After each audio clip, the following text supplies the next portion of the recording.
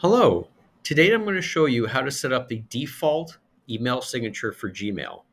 Now, some of you may have already set up a default signature, or you may have only set up one signature, which is probably for an alternate event like the 20th anniversary, or an open house, or virtual festival of the arts. And you may not have the default signature set up. Or you do have it set up, but you're not entirely sure how to switch back to it. So I'm just going to go over very quickly how to set up the default signature and how to make sure it's set as your default signature for all outgoing mail. So the first thing we're going to do is we're going to, for this example, I'm just using a dummy account that I've set up, but the procedure is the same. So I'm in my Gmail account. I'm going to open up a new tab and I'm going to Google Docs template. So the first thing that comes up is just an ad. The next one, you'll notice it says it's got the docs.google.com. It says templates. I'm going to click on the link and this is going to take me to the Crestwood Google Docs template gallery. Now, if for some reason it takes you to general, just click on Crestwood. The very first document, you'll notice it says Crestwood email signature. I'm going to click on it, and it's going to create a copy of the document in your or my or your Google Drive. At this point, you can make any changes or tweaks you like. This file will live here permanently, so if you ever need to go back, you can just go into your own Google Drive and look for Crestwood email signature. So at this step, I'm now going to change where it says your name to my name. Title, I'm just going to put in my title. Where it says your extension, I'm just going to put in my voicemail extension.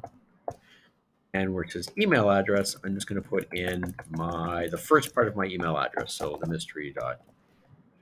Okay, so at this point, I'm ready to go. So I'm going to start here and I'm going to copy everything right down to the end of that little block of text. And you can either push Control C on your keyboard or you can go to Edit and go Copy. So at this point, I'm ready to create the signature. So I'm going to go back to my Gmail, click on the gear icon, see all settings, and I'm going to scroll down. So in this example I've set up here, I have a 20th anniversary signature set up, but I don't have a default or the original. So I'm going to create new. I'm going to call the new signature default and click create. And in the blank box, I'm just going to go Control V to paste in the signature. So there it is, everything we've set up. And down here where it says signature defaults, where it says for new emails used, I'm going to change it from 20th anniversary to default. And on reply forward, I'm just going to change it to default as well. Now at this point, I can click Save Changes. And I'm going to create a new message. And there we go. There's the basic, the logo and everything we've set up. Now, if we're going to go back to CL settings, let's say that we already have a default, or I've called it something else, maybe Crestwood or Signature, which is fine. And it's set to 20th anniversary, and this is set to 20th anniversary. If I want to change it back to the default or whichever one whatever I've called it, just in the signature section for signature defaults, just change where it says 20th anniversary or virtual festival of the arts or what do you have it set to back to default or whatever you've called the default signature.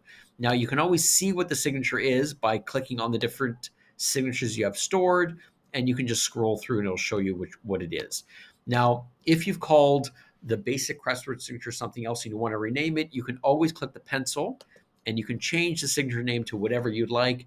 Just make sure to make sure signature defaults down here where it's selecting which signature to use is set to the one that you'd like. So outside of events, it should always be set to default or whatever you've called the basic Crestwood signature.